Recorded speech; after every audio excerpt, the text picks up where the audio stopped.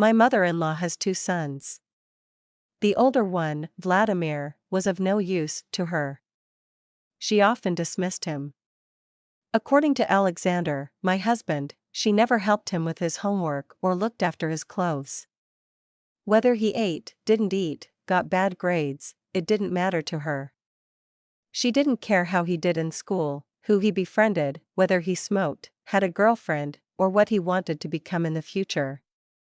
Mrs. Ekaterina devoted all her free time to Alexander, the younger son.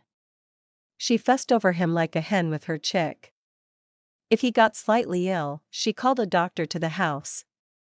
If he got a bad grade, she hired a tutor.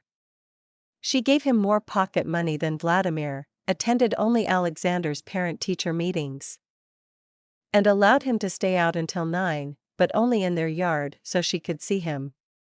When Alexander grew up and decided to get married, it was as if she became a different person.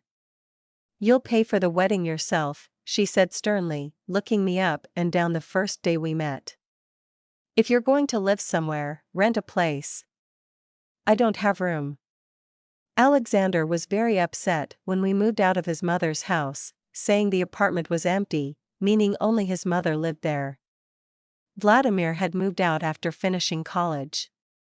Their father left when Alexander was in the 8th grade. Alexander expected that we would live in his apartment for just a couple of months, and then he would take out a mortgage since we both had savings. We weren't young anymore. Alexander was 30, and I was 29. We had both lived with our parents. I had a son from a previous marriage, but that didn't bother Alexander at all. He treated Vlad like his own son. I never imagined something like this could happen. From the very beginning, he got along well with my boy, and 5-year-old Vlad liked him. We didn't tell my mother-in-law about Vlad to avoid a scandal. Alexander warned me that he was her favorite son, and she would try to dissuade him from marrying. But I was surprised by her coldness when he introduced me to her. "She's just nervous about the wedding," Alexander reassured me when we left her building. "Don't worry, with time she'll get used to it." Mrs. Ekaterina found out about Vlad at the wedding when she saw him with us. She frowned, wished us a speedy divorce, and left.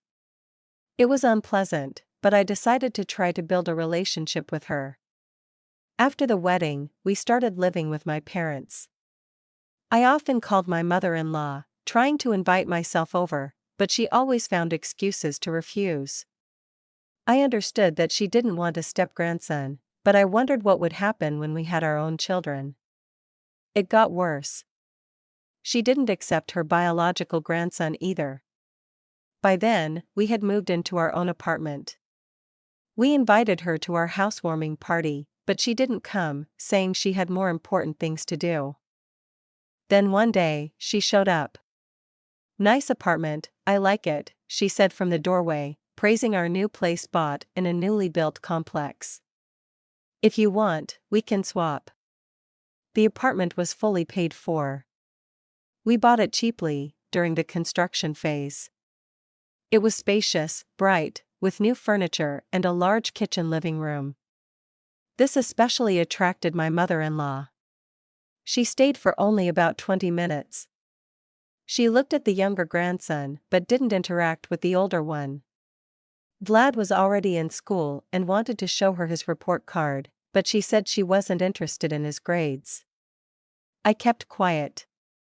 A month later, Alexander brought news: his mother proposed swapping apartments.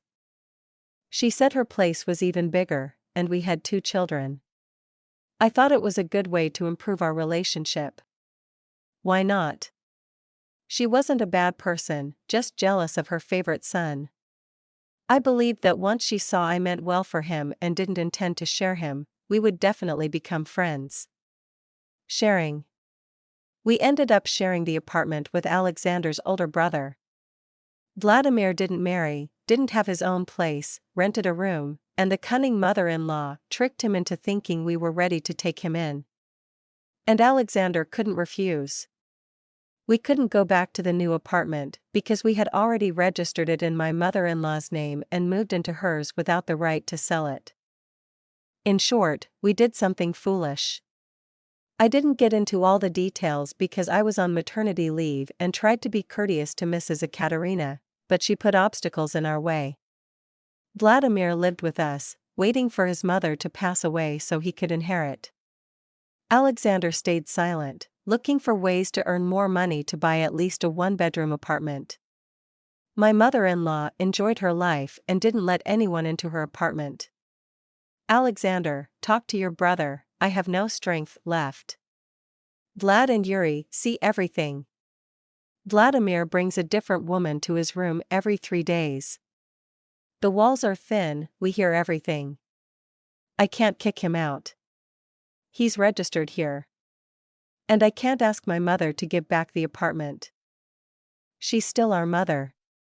What are we supposed to do now? Why did I even try to smooth things over with your mother? Don't make me the bad guy. I'm also in shock at what's happening. Later, my mother-in-law fell ill and became bedridden. We took her in. Naturally, I had to take care of her. Mrs. Ekaterina could talk, but couldn't get up. And Vladimir rented out her apartment.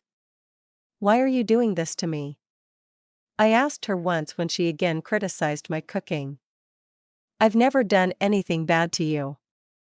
You barged into my family, the elderly woman wheezed, glaring at me. Who invited you here? I didn't come to you, but to your son.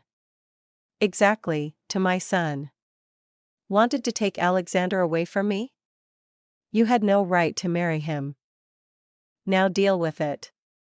Change my bedpans and feed me with a spoon. I dealt with it for almost 2 years. Then I couldn't take her cursing, insults, and nastiness anymore. She started deliberately soiling herself, not waiting for me to bring the bedpan, and I left, taking the kids with me. Alexander shuttled between our home and my parents' house. He pleaded with me to return, but I refused. Enough of being tormented. Moreover, his brother started behaving like a pig. Leaving dishes everywhere, his girlfriend's underwear on the radiator.